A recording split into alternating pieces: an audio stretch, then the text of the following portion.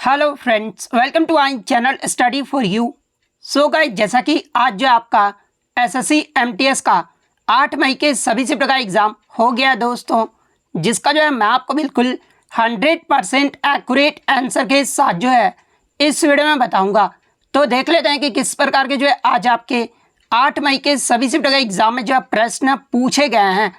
उससे पहले एक बात और दोस्तों, कि जिन्होंने भी अगर चैनल को सब्सक्राइब नहीं किया है तो एसएससी एमटीएस एग्ज़ाम से रिलेटेड पल पल की अपडेट के लिए जो है चैनल को सब्सक्राइब ज़रूर कर दीजिएगा। और बगल में ही आपको एक बेल आइकन यानी घंटे का निशान भी दिख रहा होगा, तो आप उसे भी जो है ज़रूर प्रेस कर दीजिएगा। तो चलिए वीडियो को स्टार्ट करते हैं। तो सबसे पहले जो हम लोग फर्स्ट शिफ्ट के जो है प्रश्न को देखने वाले हैं, उसके बाद आपको सेकंड शिफ्ट के जो है टोटल प्रश्न देखने को मिल जाएगा, और लास्ट में जो आपको थर्ड शिफ्ट के जो है टोटल प्रश्न देखने को मिल जाएंगे। तो फर्स्ट शिफ्ट में जो आपका पहला क्वेश्चन था कि तत्वबोधिनी सभा का गठन यानी स्थापना जो है ये कब हुआ था। तो देखिए, तत्वबोधिनी सभा की जो स्थापना है ना, ये देवेंद्र नाथ ठाकुर के द्वारा कलकत्ता में 6 अक्टूबर 1839 को किया गया था।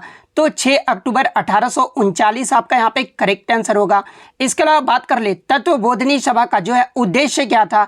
तो देखिए, इस सभा का जो उद्देश्य था ना, वो आपका धार्मिक विषयों पर चिंतन तथा उपनिषदों के सार का प्रसार करना, ये जो है इसका मुख्य उद्देश्य था। इसके अलावा मैं आपको बता दूं कि ये जो आपका तत्वबोधिनी सभा था ना, ये आपका ब्रह्म समाज से अलग होकर जो है इस सभा का गठन जो है वो किया गया था। इसके अलावा मैं आपको बता दूं कि आपके एग्जाम में जो है अन्य प्रमुख संगठन एवं संस्थापक से लगातार आपके प्रश्न पूछे जा रहे हैं, जैसे कि आत्मीय सभा का गठन ये जो है किसके द्वारा किया गया था। तो देखिए, आत्मीय सभा का जो गठन है ना, ये 1815 में राजा राम मोहन रॉय के द्वारा किया गया था। इसके अलावा ब्रह्म समाज की स्थापना अगर पूछा जाए, तो देखिए ब्रह्म समाज की जो स्थापना है ना, ये 1828 में राजा राम मोहन रॉय के द्वारा किया गया था। आर्य समाज की स्थापना की बात कर ले, तो देखिए आर्य समाज की जो स्थापना है ना, ये 1875 में स्वामी दयानंद सरस्वती के द्वारा किया गया था।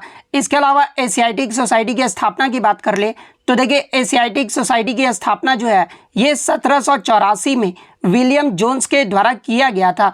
इसके अलावा प्रार्थना समाज का अगर पूछा जाए, तो देखिए प्रार्थना समाज की जो स्थापना है ना, ये 1867 में डॉक्टर आत्माराम पांडुरंग के द्वारा किया गया था। फॉरवर्ड ब्लॉक की जो स्थापना है ये 1939 में सुभाष चंद्र बोस के द्वारा किया गया था।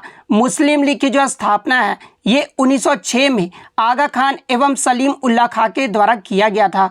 रामकृष्ण मिशन की जो स्थापना है ये 1897 में स्वामी विवेकानंद के द्वारा किया गया था। सत्य शोधक समाज की स्थापना की बात कर ले, तो देखिए सत्य शोधक समाज की जो स्थापना है ना, ये 1873 में ज्योतिबा फूले के द्वारा किया गया था। सर्वेंट ऑफ इंडिया सोसाइटी की बात कर ले, तो देखिए सर्वेंट ऑफ इंडिया सोसाइटी की जो स्थापना है ना, ये 1905 में गोपाल कृष्ण गोखले के द्वारा किया गया था। तो ये सारे फैक्ट जो आपको ध्यान में रखना है। नेक्स्ट क्वेश्चन आपका यहाँ पर आया था कि रोजर फेडरर, इनका जो संबंध है ये किस खेल से है। तो देखिए रोजर फेडरर का जो संबंध है ना, ये आपका टेनिस से है। तो टेनिस आपका यहाँ पे करेक्ट आंसर होगा। इसके अलावा बात कर ले ये जो है किस देश से संबंधित है, तो देखिए रोजर फेडरर जो है ये आपके स्विट्जरलैंड देश के निवासी हैं। तो ये फैक्ट भी आपको ध्यान में रखना है। इसके अलावा एग्जाम में एक प्रश्न और यहाँ से पूछा जाता है, हाल ही में किस टेनिस खिलाड़ी ने जो है संन्यास लेने की घोषणा की है। तो देखिए मैं आपको बता दूं कि सितंबर 2022 में जो है रोजर फेडरर ने ये जो है संन्यास लेने की घोषणा की है। तो ये फैक्ट भी आपको ध्यान में रखना है।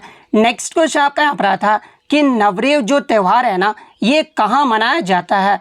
तो देखिए नवरेह त्यौहार को जो है ये आपका कश्मीरी हिंदू नव वर्ष के रूप में जो है वो मनाया जाता है। तो जम्मू और कश्मीर आपका यहाँ पे करेक्ट आंसर होगा। इसके अलावा बात कर ले ये जो आपका नवरेह त्यौहार है ये किस महीने में मनाया जाता है। तो ये आपका चैत्र यानी मार्च और अप्रैल महीने के पहले दिन जो है इस त्यौहार को मनाया जाता है। तो ये फैक्ट भी आपको ध्यान में रखना है।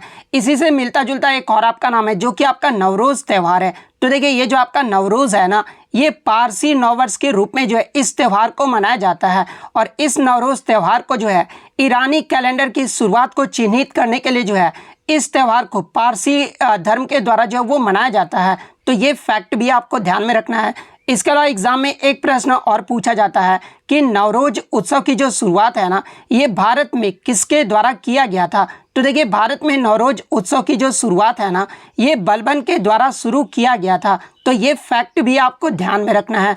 नेक्स्ट क्वेश्चन आपका यहाँ पर आता है कि राष्ट्रपति संविधान के किस अनुच्छेद के तहत जो है भारत के मुख्य न्यायाधीश के समक्ष जो है शपथ ग्रहण करते हैं। तो देखिए राष्ट्रपति जो है अनुच्छेद 60 के तहत जो है शपथ ग्रहण करते हैं। तो अनुच्छेद 60 आपका यहाँ पे करेक्ट आंसर होगा।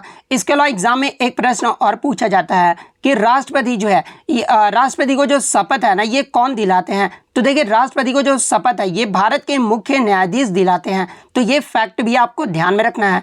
इसके अलावा अनुच्छेद 52 से लेकर 62 तक जो है ये आपका राष्ट्रपति से संबंधित जो है अनुच्छेद है। तो अगर अनुच्छेद 52 की बात कर ले तो देखिए अनुच्छेद 52 में आपका कहा गया कि संविधान में भारत के राष्ट्रपति के बारे में जो आपका अनुच्छेद 52 में बताया गया है, संघ की कार्यकारी जो शक्ति होगी ना वो आपका राष्ट्रपति के पास होगा। और ये आपका अनुच्छेद 53 में बताया गया है। अनुच्छेद 54 में जो है राष्ट्रपति के चुनाव से संबंधित आपका अनुच्छेद है। राष्ट्रपति के चुनाव का जो तरीका है ये आपका अनुच्छेद 55 में है। राष्ट्रपति पद का जो कार्यकाल है ना ये आपका अनुच्छेद 56 में है। पुनर्निर्वाचन की जो पात्रता है ना ये आपका अनुच्छेद 57 में है। राष्ट्रपति के चुनाव के लिए योग्यता का जो अनुच्छेद है ना ये आपका अनुच्छेद 58 है। राष्ट्रपति के कार्यकाल की जो शर्तें हैं ये आपका अनुच्छेद 59 में है। इसके अलावा बात कर ले राष्ट्रपति के महाभियोग की जो प्रक्रिया है ना ये आपका अनुच्छेद 61 बताता है। इसके अलावा राष्ट्रपति के पद की रिक्तता को भरने के लिए चुनाव का समय और आकस्मिक निर्वाचन को भरने के लिए निर्वाचित व्यक्ति के पद की जो अवधि है ना ये आपका अनुच्छेद 62 में कहा गया है। तो ये सारे फैक्ट जो है आपको ध्यान में रखना है। नेक्स्ट क्वेश्चन आपका यहाँ पर आया था भारतीय संविधान की 8वीं अनुसूची में जो है ये कितनी भाषाएं शामिल है।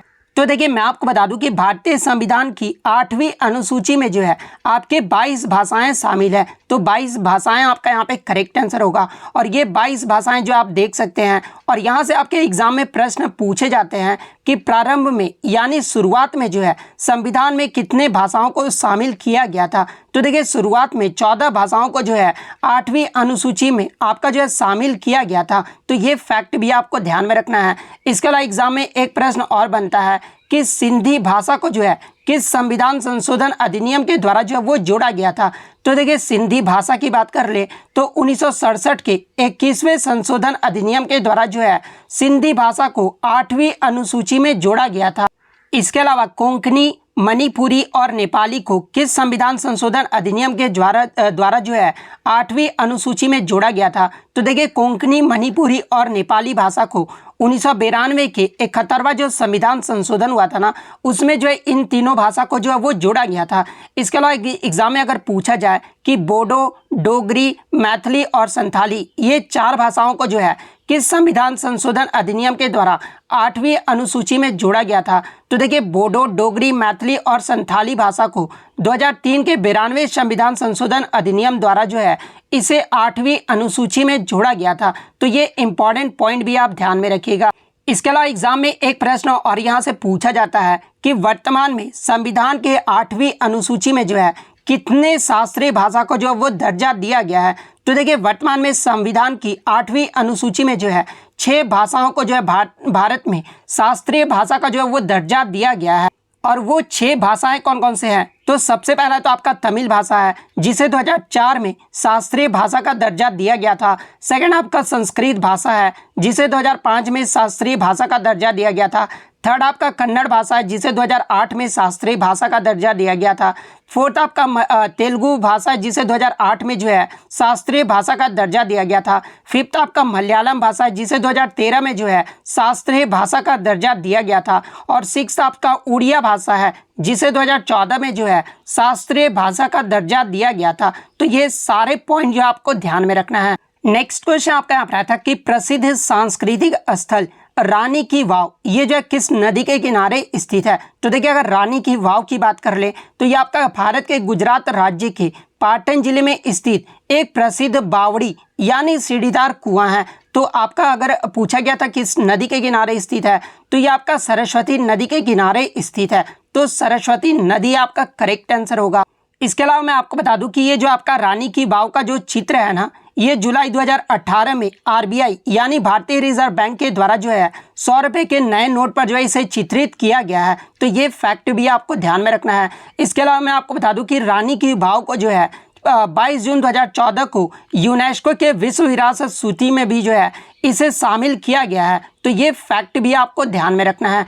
नेक्स्ट क्वेश्चन आपका यहाँ पर आता है कि राउत नाचा ये जो है किस राज्य का लोक नृत्य है। तो देखिए ये जो आपका राउत नाच है ना, ये छत्तीसगढ़ राज्य का जो है आदिवासी समुदाय द्वारा किया जाने वाला एक लोक नृत्य है। तो छत्तीसगढ़ आपका यहाँ पे करेक्ट आंसर होगा। इसके अलावा मैं आपको बता दूं कि ये जो आपका राउत नाच जो लोक नृत्य है ना, ये आपका दीपावली त्यौहार के बाद देव उठनी एकादशी के दौरान जो है इस नृत्य को किया जाता है। और ये जो नृत्य है ना, ये आपका मुख्य रूप से यदि वंशीय यानी या जो आपके यादव समुदाय होते हैं ना, उनके द्वारा जो है इस नृत्य को जो है वो किया जाता है।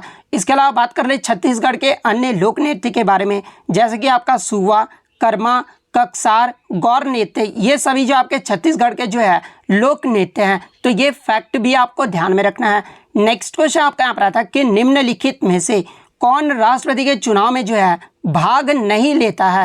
तो देखिए मैं आपको बता दूं कि राष्ट्रपति के चुनाव में जो आपके सदस्य भाग लेते हैं, सबसे पहला तो आपका संसद के दोनों सदन यानी जो आपका लोकसभा और राज्यसभा के जो दोनों सदस्य जो होते हैं ना, यानी जो दोनों सदन के सदस्य होते हैं वो भाग लेते हैं। इसके अलावा राज्य विधानसभाओं के निर्वाचित सदस्य जो है राष्ट्रपति के चुनाव में भाग लेते हैं। तो ये दो ऑप्शन तो आपका दिया गया होगा। इसके अलावा राष्ट्रपति के चुनाव में भाग जो नहीं लेते हैं ना, वो आपके संसद के मनोनीत सदस्य जो है भाग नहीं लेते हैं। इसके अलावा राज्य विधानसभा के निर्वाचित और मनोनीत सदस्य जो वो भाग नहीं लेते हैं। तो आपके ऑप्शन में जो है राज्य विधानसभा के निर्वाचित सदस्य दिया गया था। तो ये आपका यहाँ पे करेक्ट आंसर होगा। नेक्स्ट क्वेश्चन आपका यहाँ पर आता है कि भारतीय क्रिकेट नियंत्रण बोर्ड यानी बीसीसीआई की जो स्थापना है ना, ये कब हुई थी। तो देखिए बीसीसीआई की जो स्थापना है ना, ये आपका दिसंबर 1928 में हुआ था। तो दिसंबर 1928 आपका करेक्ट आंसर होगा। बात कर ले बीसीसीआई का हेडक्वार्टर यानी मुख्यालय कहाँ पर स्थित है, तो ये आपका मुंबई में स्थित है। इसके अलावा एग्जाम में एक प्रश्न और पूछा जाता है कि बीसीसीआई के जो है पहले अध्यक्ष कौन बने थे। तो देखिए बीसीसीआई के जो पहले अध्यक्ष है ना, ये 1928 में RE ग्रांट गोवन जो ये पहले अध्यक्ष बने थे। तो ये फैक्ट भी आपको ध्यान में रखना है। इसके अलावा बात कर ले वर्तमान में बीसीसीआई के अध्यक्ष यानी चेयरमैन कौन है।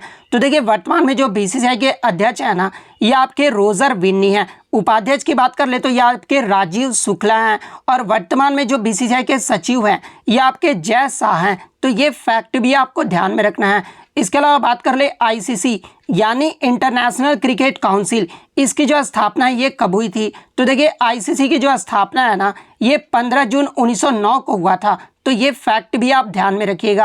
नेक्स्ट क्वेश्चन आपका यहाँ पर आता है कि English education act 1835 was based on report of which commission यानी अंग्रेजी शिक्षा अधिनियम 1835 जो ये किस आयोग की रिपोर्ट पर आधारित था। तो देखिए ये जो आपका 1835 का अंग्रेजी शिक्षा अधिनियम था ना, ये आपका जो है मैकाले के मिनट की रिपोर्ट पर आधारित था। तो मैकाले मिनट आपका यहाँ पे करेक्ट आंसर होगा।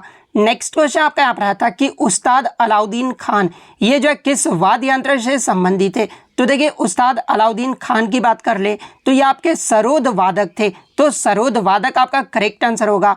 इसके अलावा मैं आपको बता दूं कि उस्ताद अलाउद्दीन खान को जो है 1958 में पद्म भूषण और 1971 में जो है पद्म विभूषण पुरस्कार से सम्मानित किया गया था। तो ये फैक्ट भी आपको ध्यान में रखना है। नेक्स्ट क्वेश्चन आपका यहाँ पर आया था कि गेहूं की खेती के लिए सबसे अच्छी मिट्टी जो है ये कौन सी होती है। तो देखिए गेहूं की खेती के लिए सबसे अच्छी जो मिट्टी है ना, ये आपका क्ले लोम यानी दोमट मिट्टी होता है। तो दोमट मिट्टी आपका यहाँ पे करेक्ट आंसर होगा। नेक्स्ट क्वेश्चन आपका यहाँ पर आता है कि निम्नलिखित में से कौन सा जल निकाय यानी जल संधि जो है अंडमान और निकोबार को अलग करता है। तो देखिए ये जो आपका 10 डिग्री चैनल है ना, ये अंडमान और निकोबार द्वीप समूह को जो है अलग करता है। तो 10 डिग्री चैनल आपका यहाँ पे करेक्ट आंसर होगा। इसके अलावा बात कर ले 9 डिग्री चैनल के बारे में। तो देखिए ये जो आपका लक्षद्वीप और मिनिकॉय को जो वो अलग करता है। 8 डिग्री चैनल की अगर मैं बात कर लूँ तो ये आपका मिनिकॉय और मालदीव को जो है अलग करता है। तो ये फैक्ट भी आपको ध्यान में रखना है। नेक्स्ट क्वेश्चन आपका यहाँ पर आता है कि प्रधानमंत्री नेशनल अप्रेंटिसशिप मेला यानी प्रधानमंत्री राष्ट्रीय शिक्षुत मेला का जो आयोजन है ना, ये कितने जिलों में किया गया था। तो देखिए मैं आपको बता दूं कि कौशल विकास एवं उद्यमिता मंत्रालय के द्वारा 12 दिसंबर 2022 को जो है 25 राज्य और 197 जिलों में जो है प्रधानमंत्री राष्ट्रीय शिक्षुता मेला का जो आयोजन है वो किया गया था। तो 197 जिले आपका यहाँ पे करेक्ट आंसर होगा। नेक्स्ट क्वेश्चन आपका यहाँ पर आता है कि निम्नलिखित में से किसके शासनकाल में जो है हिनसोंग ने जो है पल्लव की राजधानी कांचीपुरम का जो वो भ्रमण किया था। तो देखिए ये जो आपका चीनी यात्री हिनसोंग था ना, ये आपका पल्लव की राजधानी कांचीपुरम का जो भ्रमण है ये आपके नरसिंहवर्मन प्रथम के शासनकाल के दौरान जो है वो किया था। तो नरसिंहवर्मन प्रथम आपका यहाँ पे करेक्ट आंसर होगा। इसके अलावा बात कर ले पल्लव का जो है संस्थापक कौन था। तो देखिए पल्लव वंश का जो संस्थापक थे ना, ये आपके सिंह विष्णु थे। तो ये फैक्ट भी आपको ध्यान में रखना है। नेक्स्ट क्वेश्चन आपका यहाँ पर आता है कि भारत में कितने वर्ष के अंतराल पर जो है जनगणना की जाती है। तो देखिए भारत में जो आपका 10 वर्षों के अंतराल पर जो है ये आपका जनगणना किया जाता है। तो 10 वर्ष आपका यहाँ पे करेक्ट आंसर होगा।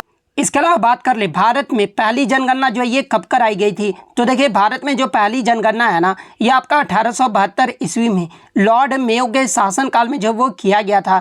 वहीं अगर आधिकारिक जनगणना की बात कर ले तो देखिए भारत में जो पहला आधिकारिक जो जनगणना है ना, वो आपका 1881 में लॉर्ड रिपन के शासनकाल में जो वो आयोजित करवाया गया था। तो ये फैक्ट भी आपको ध्यान में रखना है। नेक्स्ट क्वेश्चन आपका यहाँ पर आता है कि 2011 की जनगणना के अनुसार दूसरा सबसे बड़ा अल्पसंख्यक समुदाय कौन सा था। तो देखिए सबसे पहले हम लोग बात कर ले 2011 की जनगणना के अनुसार देश में अल्पसंख्यकों जनसंख्या का जो प्रतिशत है वो कितना रहा था। तो देखिए 2011 की जनगणना के अनुसार देश में अल्पसंख्यकों का जो प्रतिशत है ना, वो कुल जनसंख्या का लगभग 19.3% रहा था। जिसमें आपका सबसे पहले अगर बात कर ले सबसे बड़ा जो अल्पसंख्यक समुदाय रहा था वो आपका जो है मुसलमान रहा था। मुसलमानों की जो संख्या है ना, ये आपका 14.2% रहा था। और सेकंड यानी दूसरा जो सबसे बड़ा अल्पसंख्यक समुदाय रहा था ना, ये आपका क्रिश्चियन यानी ईसाई रहा था। ईसाई का जो परसेंटेज रहा था वो आपका 2.3% रहा था। तो ईसाई आपका यहाँ पे करेक्ट आंसर होगा। अगर तीसरा सबसे बड़ा अल्पसंख्यक समुदाय पूछा जाए तो ये आपका सिख धर्म रहा था। सिख धर्म का जो परसेंटेज है वो आपका 1.7% रहा था। उसके बाद आपका बौद्ध रहा था, उसके बाद जैन, उसके बाद आपका पारसी धर्म रहा था। तो ये सारे इंपॉर्टेंट पॉइंट जो आप ध्यान में रखिएगा। नेक्स्ट क्वेश्चन आपका यहाँ पर आता है कि भारत में गरीबी का जो आकलन है ना, ये किस संगठन के द्वारा किया जाता है। तो देखिए भारत में गरीबी का जो आकलन है ना, ये नीति आयोग के टास्क फोर्स द्वारा किया जाता है। तो नीति आयोग के टास्क फोर्स आपका करेक्ट आंसर होगा। नेक्स्ट क्वेश्चन आपका यहाँ पर आता है कि I2U2 इसे जो है और किस नाम से जाना जाता है। तो देखिए मैं आपको बता दूं कि ये जो आपका I2U2 है ना, ये 4 देशों के द्वारा यानी भारत, इजराइल, UAE और USA के द्वारा गठित एक नया समूह है। और इस समूह का जो नाम है ना, वो अन्य नाम जो है वो आपका पश्चिम एशियाई स्क्वाड यानी वेस्ट एशियाई क्वाड जो है इसका अन्य नाम है। तो पश्चिम एशियाई क्वाड आपका यहाँ पे करेक्ट आंसर होगा। नेक्स्ट क्वेश्चन आपका यहाँ पर आता है कि महाराजा सवाई जयसिंह यानी जयसिंह द्वितीय ने जो है किस शहर की स्थापना की थी। तो देखिए सवाई जयसिंह के द्वारा जयपुर शहर की जो स्थापना वो किया गया था। तो जयपुर शहर आपका करेक्ट आंसर होगा। इसके अलावा एग्जाम में एक प्रश्न और पूछा जाता है कि किस मुगल सम्राट के द्वारा इन्हें जो है सवाई की उपाधि दी गई थी। तो देखिए मैं आपको बता दूं कि मुगल सम्राट औरंगजेब के द्वारा जो है इन्हें सवाई की उपाधि जो है वो दी गई थी। और मुगल बादशाह मोहम्मद शाह के द्वारा जो है उन्हें सरमद ए राजा ए हिंद की उपाधि जो है वो दी गई थी। तो ये फैक्ट भी आपको ध्यान में रखना है। इसके अलावा मैं आपको बता दूं कि आपके जो है महाराजा सवाई जयसिंह के द्वारा उत्तर भारत में जो है 5 खगोलीय इकाइयों का जो है निर्माण किया गया था। और ये 5 खगोलीय इकाई जो थे उनका जो नाम है ना, ये जंतर मंतर जो वो नाम दिया गया था। तो ये फैक्ट भी आपको ध्यान में रखना है। तो जंतर मंतर जो पूछा जाता है कि कौन कौन से हैं। तो देखिए आपका नई दिल्ली, उज्जैन, जयपुर, मथुरा और वाराणसी, ये जो आपके 5 जंतर मंतर जो है वो बनाए गए हैं। और ये किसके द्वारा बनाए गए हैं। तो ये आपके महाराजा सवाई जयसिंह के द्वारा बनवाए गए हैं। तो ये फैक्ट भी आपको ध्यान में रखना है। नेक्स्ट क्वेश्चन आपका यहाँ पर आता है कि what is the main mineral constituent of continental mass यानी महाद्वीपीय संगति मुख्य रूप से जो है ये किस खनिजों से जो वो बना होता है। तो देखिए ये जो आपका महाद्वीपीय संहति होते हैं ना, ये आपके सिलिका और एल्यूमिनियम जैसे खनिजों से जब वो बने होते हैं, तो एल्यूमिनियम और सिलिका आपका यहाँ पे करेक्ट आंसर होगा। इसलिए जो इसे सियाल भी कहा जाता है, तो ये फैक्ट भी आपको ध्यान में रखना है। नेक्स्ट क्वेश्चन आपका यहाँ पर आया था कि the fluid present between the cell membrane and the nucleus is called, यानी कोशिका झिल्ली और केंद्रक के बीच मौजूद जो द्रव होते हैं ना, उसे क्या कहा जाता है। तो देखिए कोशिका झिल्ली और केंद्रक के बीच जो आपके मौजूद द्रव्य होते हैं, उसे जो है साइटोप्लाज्म यानी कोशिका द्रव्य कहा जाता है। तो कोशिका द्रव्य आपका करेक्ट आंसर होगा। नेक्स्ट क्वेश्चन आपका यहाँ पर आया था कि the function of sorting, packaging and distributing materials inside a cell is performed by, यानी एक कोशिका के अंदर सामग्री को छांटने, पैक करने और वितरित करने, ये जो कार्य होता है ना, ये किसके द्वारा किया जाता है। तो देखिए एक कोशिका के अंदर सामग्री को छांटने, पैक करने और वितरित करने का जो कार्य है ना, ये आपका गोल्जी एपरेटस के द्वारा किया जाता है। तो गोल्जी एपरेटस आपका करेक्ट आंसर होगा। नेक्स्ट क्वेश्चन आपका यहाँ पर आता है कि 1905 के बंगाल विभाजन का जो है आधिकारिक कारण क्या था। तो देखिए मैं आपको बता दूं कि 1905 का जो बंगाल विभाजन हुआ था ना, ये आपके भारत के तत्कालीन वायसराय लॉर्ड कर्जन के द्वारा जो है ये बंगाल विभाजन किया गया था। और इसका जो आधिकारिक कारण था वो आपका एडमिनिस्ट्रेटिव रिफॉर्म्स यानी प्रशासनिक सुधार था। तो प्रशासनिक सुधार आपका करेक्ट आंसर होगा। नेक्स्ट क्वेश्चन आपका यहाँ पर आता है कि name the circuit component that is used to start और stop the flow of current in a circuit, यानी उस परिपथ घटक का नाम बताइए जिसका उपयोग किसी परिपथ में धारा के प्रवाह को जो है चालू या बंद करने के लिए जो है किया जाता है।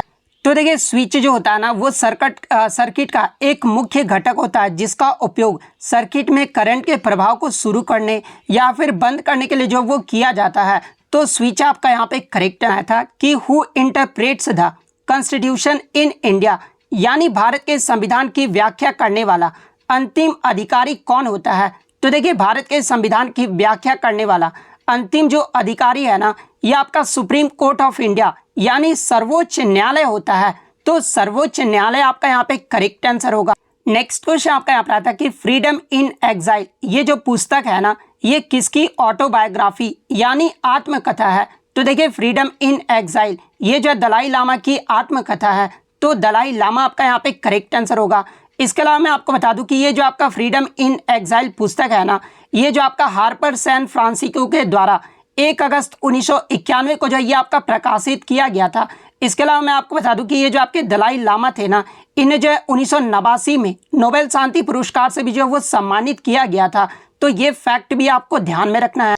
इसके अलावा बात कर ले अन्य पुस्तकों के लेखक के बारे में, जहां से अक्सर एग्जाम में आपके प्रश्न जो है वो देखने को मिल जाते हैं, जैसे कि लॉन्ग वॉक टू फ्रीडम और कन्वर्जन विथ माई सेल्फ। ये दोनों जो पुस्तक है ना, ये आपका नेल्सन मंडेला के द्वारा लिखा गया है। The paradoxical prime minister, why I am a Hindu, ये दोनों जो पुस्तक है ना, ये आपका शशि थरूर के द्वारा लिखा गया है। इसके अलावा India 2020, ignited minds, wings of fire, ये तीनों जो पुस्तक है ना, ये आपका एपीजे अब्दुल कलाम के द्वारा लिखा गया है। तो ये फैक्ट भी आपको ध्यान में रखना है। नेक्स्ट क्वेश्चन आपका यहाँ पर आता है कि 2022 तक सबसे ज़्यादा जो ऑस्कर पुरस्कार है ना, ये जीतने वाले भारतीय कौन है। तो देखिए 2022 तक सबसे ज़्यादा जो ऑस्कर पुरस्कार है ये AR रहमान ने जीता है। तो AR रहमान आपका यहाँ पे करेक्ट आंसर होगा। इसके अलावा एग्जाम में एक प्रश्न और यहाँ से पूछा जाता है कि AR रहमान को जो है किस वर्ष और किस मूवी और किस गाने के लिए जो है ऑस्कर अवार्ड दिया गया था। तो देखिए मैं आपको बता दूं कि AR रहमान को 2009 में जो आपका फिल्म जो आपका प्रकाशित हुआ था, जो कि ब्रिटिश मूल की फिल्म स्लम डॉग मिलियनियर में जय हो गाने के लिए जो है इन्हें 2 ऑस्कर अवार्ड दिया गया था। तो ये फैक्ट भी आपको ध्यान में रखना है। इसके अलावा एग्जाम में अगर पूछा जाए कि ऑस्कर जीतने वाले पहले भारतीय कौन थे, तो देखिए मैं आपको बता दूं कि भानु अथैया ने जो है वर्ष 1983 में फिल्म गांधी के लिए जो है सर्वश्रेष्ठ कॉस्ट्यूम डिजाइन के लिए जो है ये ऑस्कर पुरस्कार जो वो जीती थी। तो ये फैक्ट भी आपको ध्यान में रखना है। नेक्स्ट क्वेश्चन आपका यहाँ पर आता है कि किस भारतीय खिलाड़ी को जो है कैप्टन कूल के नाम से जाना जाता है। तो देखिए कैप्टन कूल या फिर माही या फिर थाला के नाम से ये जो आपके महेंद्र सिंह धोनी को जाना जाता है। तो महेंद्र सिंह धोनी आपका यहाँ पे करेक्ट आंसर होगा। इसके अलावा बात कर ले अन्य प्रसिद्ध खिलाड़ियों के उपनाम के बारे में, जहां से अक्सर एग्जाम में प्रश्न पूछा जाता है, जैसे कि हिटमैन के नाम से जो है ये रोहित शर्मा को जाना जाता है। रन मशीन या चीकू के नाम से जो है ये विराट कोहली को जाना जाता है। इसके अलावा पॉकेट डायनेमो के नाम से जो है ये आपके लिएंडर पेस को जाना जाता है। गब्बर के नाम से जो है ये आपके शिखर धवन को जाना जाता है। हिमा दास के नाम से ढींग एक्सप्रेस के नाम से जो है ये आपके हिमा दास को जाना जाता है। जंबो के नाम से जो है अनिल कुंबले को जाना जाता है। मास्टर ब्लास्टर के नाम से जो है ये सचिन तेंदुलकर को जाना जाता है। हॉकी के जादूगर के रूप में जो है ये मेजर ध्यानचंद को जाना जाता है। उड़न परी या फिर पायोली एक्सप्रेस के नाम से जो है ये पीटी उषा को जाना जाता है। दादा के नाम से जो है ये सौरभ गांगुली को जाना जाता है। फ्लाइंग सिख के नाम से जो ये आपका मिल्खा सिंह को जाना जाता है। रावलपिंडी एक्सप्रेस के नाम से जो ये आपका शोएब अख्तर को जाना जाता है। टर्मिनेटर के नाम से जो है ये हरभजन सिंह को जाना जाता है। माही या फिर कैप्टन कूल या फिर थाला के नाम से जो है ये महेंद्र सिंह धोनी को जाना जाता है। दवाल के नाम से जो है ये राहुल द्रविड़ को जाना जाता है। मैसूर एक्सप्रेस के नाम से जो है जगवाल श्रीनाथ को जो है वो जाना जाता है। इसके अलावा मुल्तान का सुल्तान या फिर नवाजगढ़ के नवाब के नाम से जो है ये वीरेंद्र सहवाग को जाना जाता है। इंडियन एक्सप्रेस के नाम से जो है ये महेश भूपति और लिएंडर पेस को जो है वो जाना जाता है। ब्लैक पर्ल के नाम से जो है ये पेले को जाना जाता है। तो ये सारे फैक्ट जो है आपको ध्यान में रखना है। नेक्स्ट क्वेश्चन आपका यहाँ पर आया था कि भगत सिंह और बटुकेश्वर दत्त ने सेंट्रल असेंबली पर जो है ये कब बम फेंका था। तो देखिए भगत सिंह और बटुकेश्वर दत्त के द्वारा सेंट्रल असेंबली पर जो है ये 8 अप्रैल 1929 को जो है बम फेंका गया था। तो 8 अप्रैल 1929 आपका करेक्ट आंसर होगा। नेक्स्ट क्वेश्चन आपका यहाँ पर आता है कि केलुचरण महापात्र ये जो है किस शास्त्रीय नृत्य शैली से संबंधित है। तो देखिए केलुचरण महापात्र की बात कर ले तो ये आपके ओडिसी नृत्य शैली से संबंधित है। तो ओडिसी आपका यहाँ पे करेक्ट आंसर होगा। इसके अलावा मैं आपको बता दूं कि ये जो आपके केलुचरण महापात्र है ना ये पद्म विभूषण प्राप्त करने वाले उड़ीसा के पहले व्यक्ति हैं। तो ये फैक्ट भी आपको ध्यान में रखना है। इसके अलावा बात कर ले इन्हें पद्म विभूषण से कब सम्मानित किया गया था। तो देखिए 2000 ईस्वी में जो है केलुचरण महापात्र को पद्म विभूषण से सम्मानित किया गया था। 1974 में जो है पद्मश्री से सम्मानित किया गया था। इसके अलावा 1988 में जो है इन्हें पद्म भूषण पुरस्कार से सम्मानित किया गया था। तो ये फैक्ट भी आपको ध्यान में रखना है।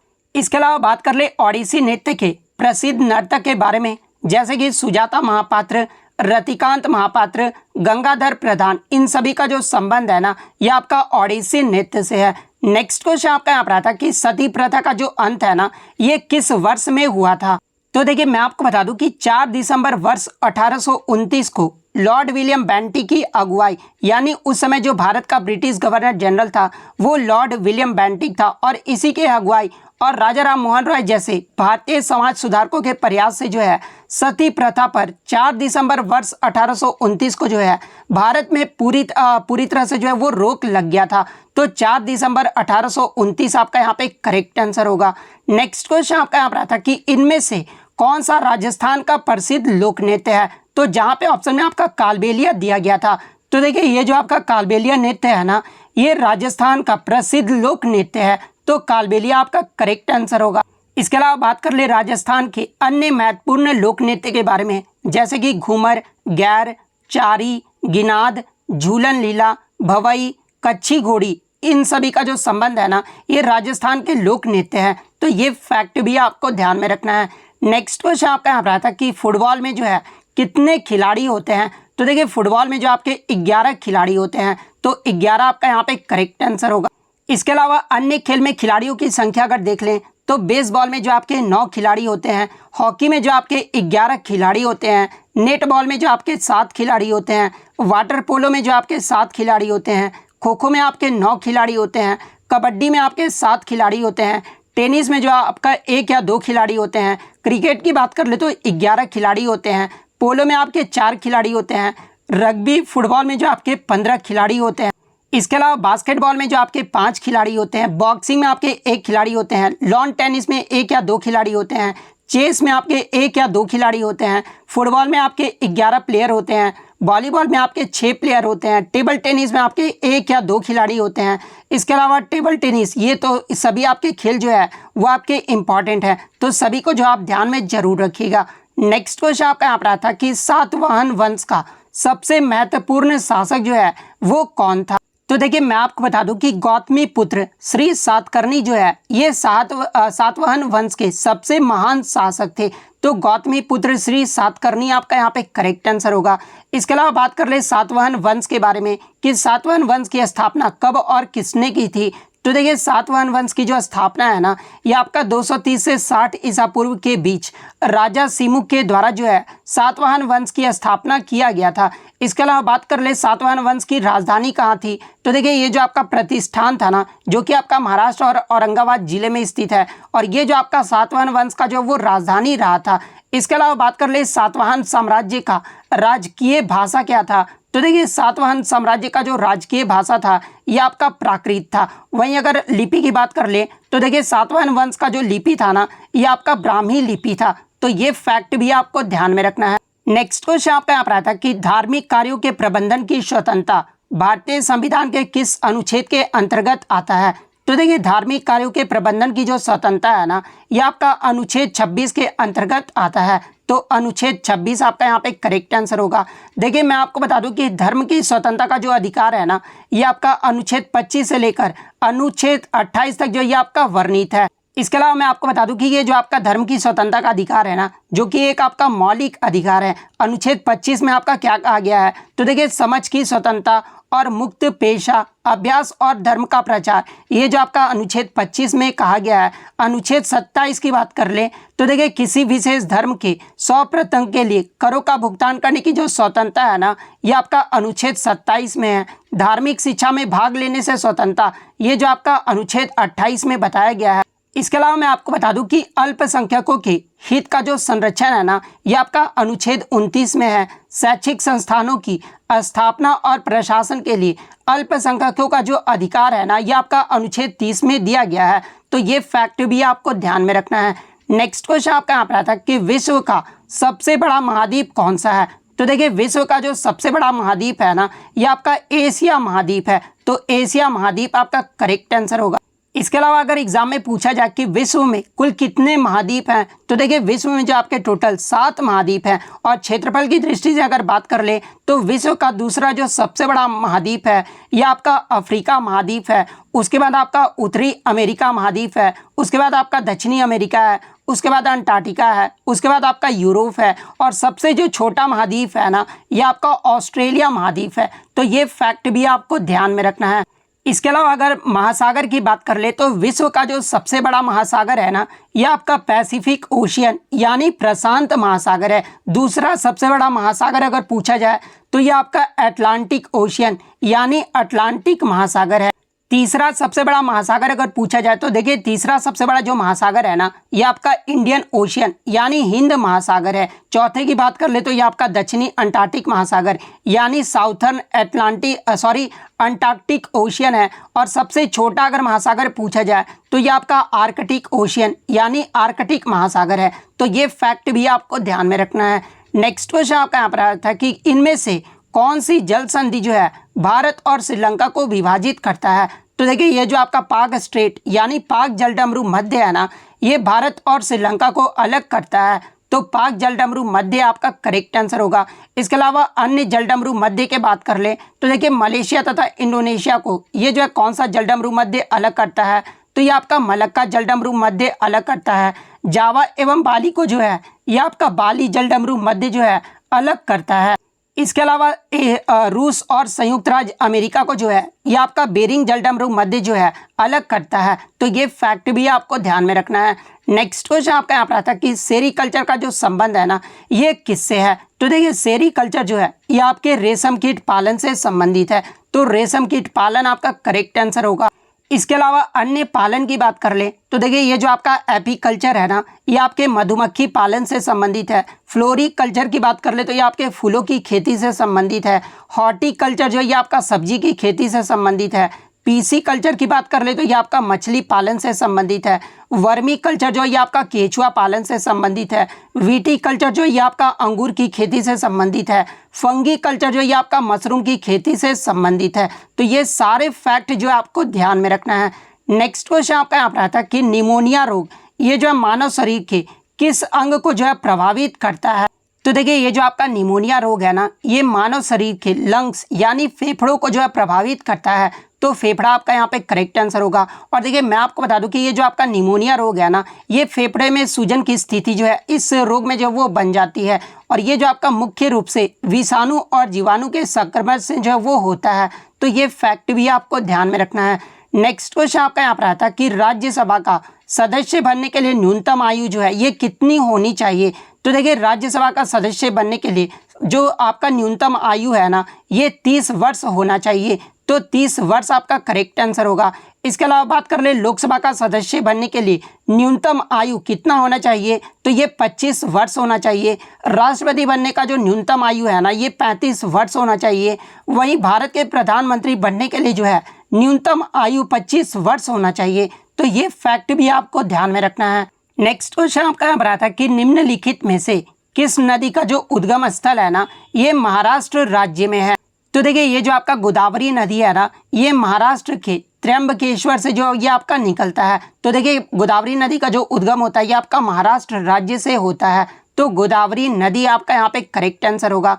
नेक्स्ट क्वेश्चन आपका यहाँ पर आता है कि 2011 की जनगणना के अनुसार भारत के किस राज्य का जो लिंगानुपात है ना, वो सबसे अधिक या फिर सबसे कम, ये पूछा गया था। तो देखिए मैं आपको दोनों बता देता हूँ कि 2011 की जो जनगणना हुई थी ना, उसमें सबसे ज़्यादा जो लिंगानुपात वाला राज्य रहा था ये आपका केरल राज्य रहा था। केरल राज्य का जो लिंगानुपात है ना, ये आपका 1000 पुरुषों पर 1084 महिलाएं थी। वहीं अगर सबसे कम लिंगानुपात वाला राज्य की बात कर ले तो देखिए सबसे कम जो लिंगानुपात वाला राज्य रहा था ना, ये आपका हरियाणा राज्य रहा था। हरियाणा का जो लिंगानुपात है ना, वो आपका 1000 पुरुषों पर जो है 877 महिलाएं थी। तो सबसे अधिक अगर पूछा गया था तो केरल आपका करेक्ट आंसर होगा। सबसे कम अगर पूछा गया था तो हरियाणा आपका करेक्ट आंसर होगा। इसके अलावा अगर ओवरऑल पूछ ले कि सबसे कम जो है लिंगानुपात किसका रहा था, तो देखिए सबसे कम जो लिंगानुपात है ना, ये आपका केंद्र शासित प्रदेश दमन और दीव का रहा था, जो कि आपका 1000 पुरुषों पर जो है 618 महिलाएं थी। तो ये फैक्ट भी आपको ध्यान में रखना है। और भारत का लिंगानुपात कितना रहा था, तो देखिए 2011 की जनगणना में भारत का जो लिंगानुपात है ना, ये आपका 943 रहा था। तो ये फैक्ट भी आप ध्यान में रखिएगा। नेक्स्ट क्वेश्चन आपका यहाँ पर आता है कि उदयपुर शहर की जो स्थापना है ना, ये किसके द्वारा किया गया था। तो देखिए मेवाड़ की राजधानी उदयपुर की जो स्थापना है ना, ये 1559 में महाराणा उदय सिंह के द्वारा किया गया था। तो महाराणा उदय सिंह आपका करेक्ट आंसर होगा। नेक्स्ट क्वेश्चन आपका यहाँ पर आता है कि स्टैंड अप इंडिया ये जो योजना है ना, ये किससे संबंधित है। तो देखिए अगर स्टैंड अप इंडिया की बात कर ले तो ये आपका भारत सरकार का एक कार्यक्रम है। और इस योजना को जो शुरू है ना, वो 5 अप्रैल 2016 को महिलाओं, अनुसूचित जाति और अनुसूचित जनजाति समुदाय के बीच उद्यमिता को बढ़ावा देने के लिए जो है इस योजना को जब वो शुरू किया गया था, तो आपके ऑप्शन में जो अनुसूचित जाति और अनुसूचित जनजाति महिलाएं आपका दिया गया था। तो ये आपका यहाँ पे करेक्ट आंसर होगा। नेक्स्ट क्वेश्चन आपका यहाँ पर था कि प्रसिद्ध अंबुबाची मेला ये जो है भारत के किस शहर में प्रत्येक वर्ष आयोजित किया जाता है। तो देखिए ये जो आपका प्रसिद्ध अंबुबाची मेला है ना, ये भारत के आपका गुवाहाटी शहर में जो है ये प्रत्येक वर्ष आयोजित किया जाता है। अगर राज्य पूछा जाए तो ये आपका असम राज्य में आयोजित किया जाता है, लेकिन आपके ऑप्शन में जो गुवाहाटी दिया गया था, तो गुवाहाटी आपका यहाँ पे करेक्ट आंसर होगा। इसके अलावा एग्जाम में एक प्रश्न और पूछा जाता है कि ये जो आपका अंबुबाची मेला है ना, ये असम के किस मंदिर में जो है लगता है। तो ये आपका कामाख्या मंदिर में लगता है। तो ये फैक्ट भी आपको ध्यान में रखना है। नेक्स्ट क्वेश्चन आपका यहाँ पर आता है कि चंगेज खान के नेतृत्व में मंगोलों ने भारत पर जो है आक्रमण कब किया था। तो देखिए मैं आपको बता दूं कि चंगेज खान जो था ना, ये मंगोल साम्राज्य का जो है वो संस्थापक था। और इसने जो है वर्ष 1221 ईस्वी में भारत पर आक्रमण किया था। तो वर्ष 1221 ईस्वी आपका यहाँ पे करेक्ट आंसर होगा। इसके अलावा एग्जाम में एक प्रश्न और पूछा जाता है कि चंगेज खान के अधीन मंगोलों ने किसके शासनकाल में जो है भारत पर आक्रमण किया था। तो देखिए उस समय जो भारत पे शासनकाल रहा था ना, वो इल्तुतमिश का रहा था। तो नेक्स्ट क्वेश्चन आपका यहाँ पर आया था कि इनमें से कौन सा आर्टिफिशियल स्वीटनर है, जहाँ पे ऑप्शन में आपका ग्लूकोज, सोडियम बेंजोएट, सैक्रिन और लैक्टोमेसिन दिया गया था।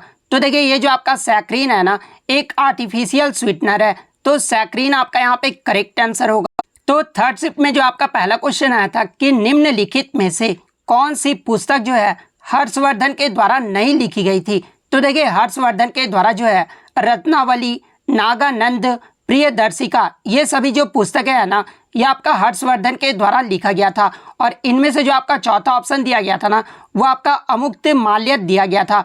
तो देखिए ये जो आपका अमुक्तमाल्यद जो पुस्तक है ना, ये कृष्णदेव राय के द्वारा लिखा गया है, ना कि हर्षवर्धन के द्वारा। तो अमुक्तमाल्यद आपका यहाँ पे करेक्ट आंसर होगा। नेक्स्ट क्वेश्चन आपका यहाँ पर आया था कि बिपाशा, ये जो है किस नदी का प्राचीन नाम है। तो देखिए बिपाशा जो है ये आपका ब्यास नदी का प्राचीन नाम है। तो ब्यास आपका यहाँ पे करेक्ट आंसर होगा। इसके अलावा बात कर ले अन्य प्रमुख नदियों के प्राचीन नाम के बारे में, जैसे कि इंडस का जो प्राचीन नाम था ये आपका सिंधु था। झेलम का जो प्राचीन नाम था ये आपका वितास्ता था।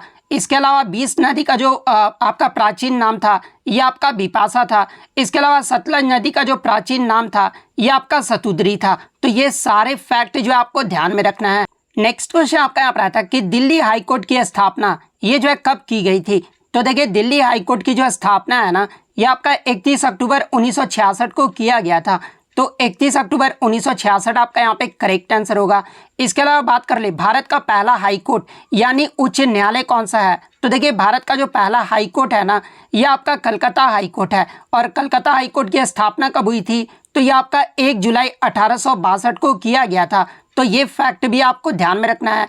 इसके अलावा इसके प्रीवियस शिफ्ट में आपसे पूछा गया था कि इनमें से किस केंद्र शासित प्रदेश में जो है अपना हाई कोर्ट है। तो देखिए दिल्ली एक ऐसा केंद्र शासित प्रदेश है जिसका अपना एक हाई कोर्ट है। तो ये फैक्ट भी आपको ध्यान में रखना है।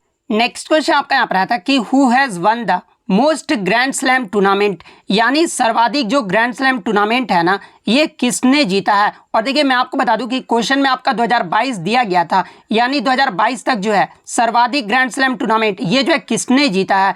तो देखिए 2022 तक सर्वाधिक जो ग्रैंड स्लैम टूर्नामेंट है ना, ये राफेल नडाल ने जीता है। और कितने टाइटल जीत चुके हैं। तो ये आपके 22 टाइटल जीत चुके हैं। तो राफेल नडाल आपका करेक्ट आंसर होगा। वहीं अगर 2023 की बात कर ले तो 2023 तक राफेल नडाल और नोवाक जोकोविच जो है ये 22 टाइटल यानी 22 ग्रैंड स्लैम जो वो जीत चुके हैं। तो ये फैक्ट भी आपको ध्यान में रखना है। नेक्स्ट क्वेश्चन आपका यहाँ पर आया था कि भीमसेन जोशी ये जो है किस राज्य से संबंधित है। तो देखिए भीमसेन जोशी जो है ये आपके कर्नाटक राज्य से संबंधित है। तो कर्नाटक आपका करेक्ट आंसर होगा। इसके अलावा अगर आगे के शिफ्ट में अगर आपसे पूछा जाए कि भीमसेन जोशी ये जो है किस हिंदुस्तानी शास्त्रीय संगीत से संबंधित है, तो ये आपके ख्याल गायक से संबंधित है। इसके अलावा मैं आपको बता दूं कि भीमसेन जोशी को जो है 2009 में भारत रत्न अवार्ड से सम्मानित किया गया था। 1985 में जो है पद्म भूषण से सम्मानित किया गया था। और 1972 में पद्मश्री अवार्ड से सम्मानित किया गया था। तो ये फैक्ट भी आपको ध्यान में रखना है। नेक्स्ट क्वेश्चन आपका यहाँ पर आया था कि 1986 में भारत के दूसरे सर्वोच्च नागरिक सम्मान पद्म विभूषण से जो है किस शास्त्रीय नर्तक को जो है वो दिया गया था। तो देखिए मैं आपको बता दूं कि 1986 में पंडित बिरजू महाराज जो कि आपके कथक नृत्य से संबंधित है, और इन्हें जो भारत के दूसरे सर्वोच्च नागरिक सम्मान पद्म विभूषण से जो वो सम्मानित किया गया था। तो पंडित बिरजू महाराज आपका करेक्ट आंसर होगा। इसके अलावा एग्जाम में पूछा जाता है कि पंडित बिरजू महाराज का संबंध ये जो है किस घराने से है। तो देखिए पंडित बिरजू महाराज का जो संबंध है ना, ये आपका लखनऊ काल का बिंदादीन घराने से है। तो ये फैक्ट भी आपको ध्यान में रखना है। नेक्स्ट क्वेश्चन आपका यहाँ पर आता है कि सबसे भारी प्राकृतिक रूप से पाए जाने वाला तत्व कौन सा है जिसका परमाणु द्रव्यमान यानी एटॉमिक मास जो है 238 AMU होता है। तो देखिए मैं आपको बता दूं कि सबसे भारी जो आपका नेचुरल रूप से पाए जाने वाले जो तत्व है ना, वो आपका यूरेनियम है, जिसका परमाणु द्रव्यमान जो है वो आपका 238 AMU होता है। तो यूरेनियम आपका यहाँ पे करेक्ट आंसर होगा।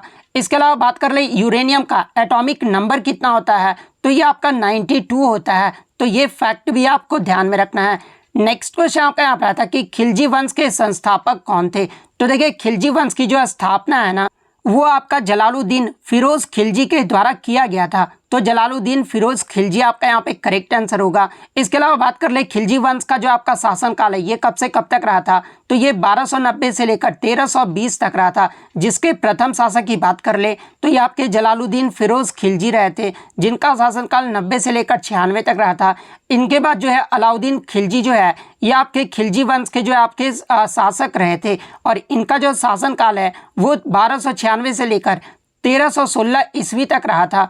इसके अलावा अन्य दिल्ली सल्तनत की बात कर ले तो देखिए गुलाम वंश की जो स्थापना है ये कुतुबुद्दीन ऐबक के द्वारा किया गया था और इनका जो शासनकाल है ये 1206 से लेकर 1210 ईस्वी तक रहा था। सैयद वंश की जो स्थापना ये खिज्र खां के द्वारा किया गया था, जो कि 1414 से लेकर 1421 तक जो है इनका शासनकाल रहा था। वहीं अगर बात कर ले लोधी डिनेस्टी यानी लोधी वंश का जो स्थापना है ये किसके द्वारा किया गया था, तो लोधी वंश की जो स्थापना ये बहलोल लोधी के द्वारा 1451 से लेकर 1489 का इनका शासनकाल रहा था।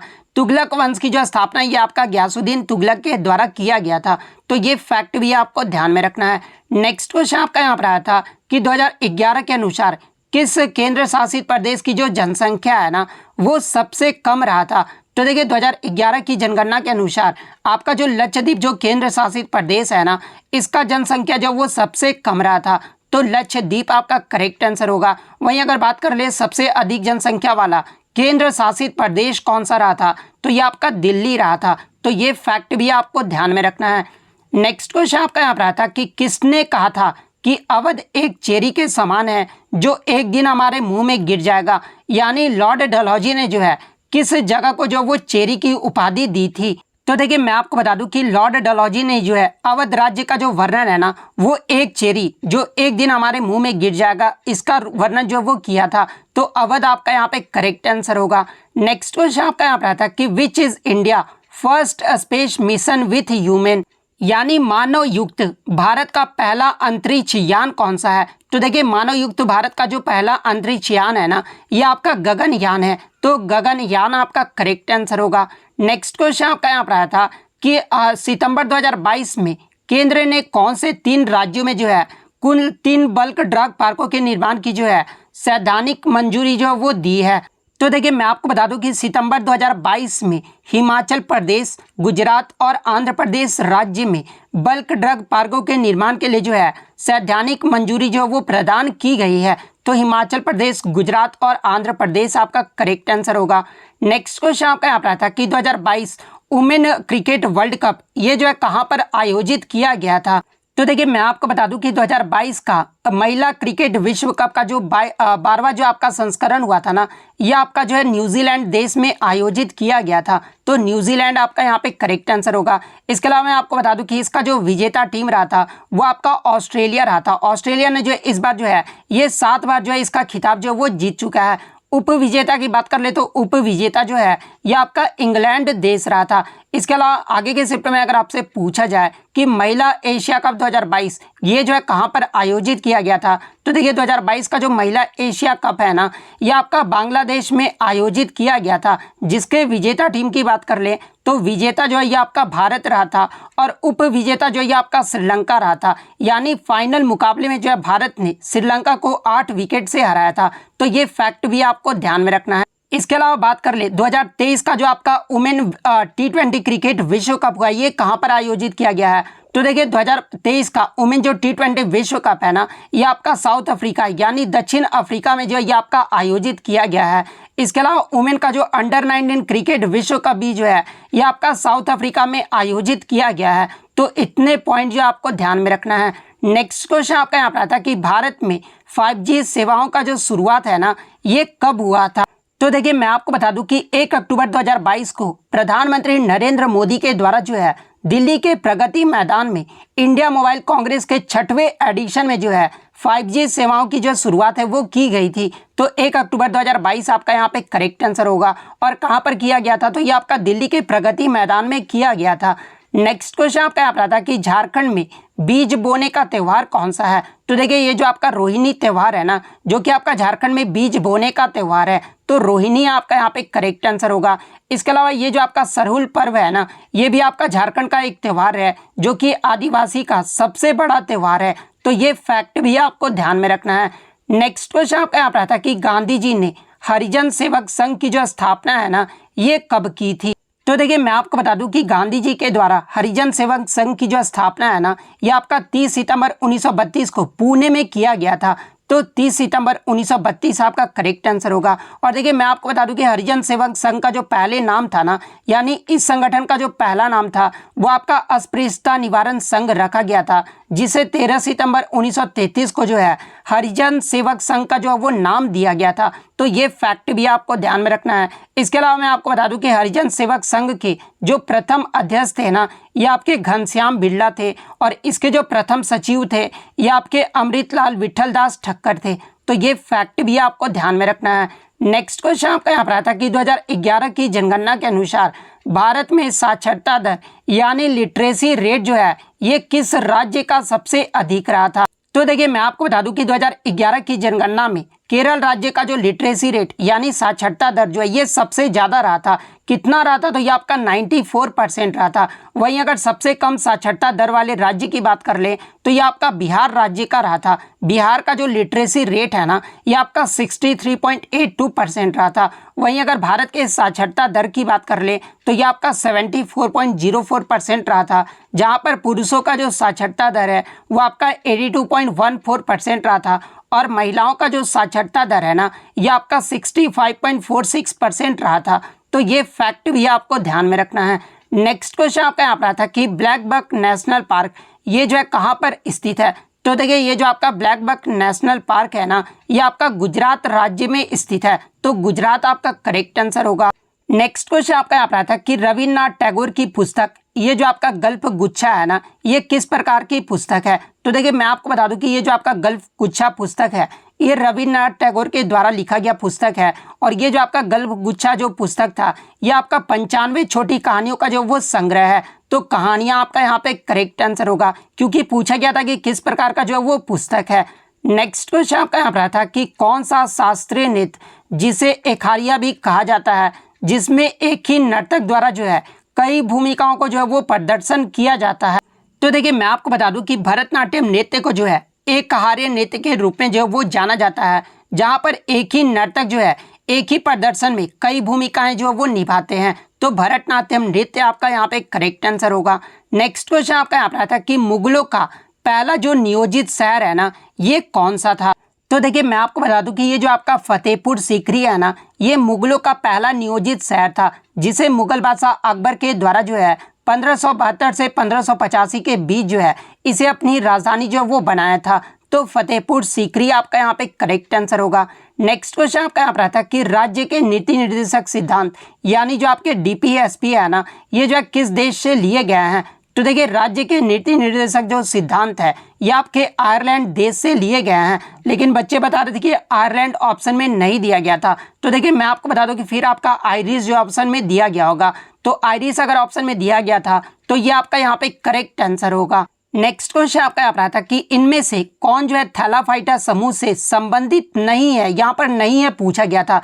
तो देखिए मैं आपको बता दूं कि शैवाल, स्पाइरोगाइरा, थुलोथ्रिक्स, उल्लव, कवक ये सब जो आपके थैलोफाइटा समूह के अंतर्गत आते हैं। तो इनमें से आपका 3 तो ऑप्शन में दिया गया था। इसके अलावा जो आपका चौथा ऑप्शन दिया गया था ना ये आपका मार्चिंटिया दिया गया था। मैं आपको लिख के भी बता देता हूँ, MARCHANTIA ये जो आपका दिया गया था। तो देखिए ये जो आपका मार्चेंटिया है ना ये आपका ब्रायोफाइटा समूह के अंतर्गत आता है। तो मार्चेंटिया आपका यहाँ पे करेक्ट आंसर होगा।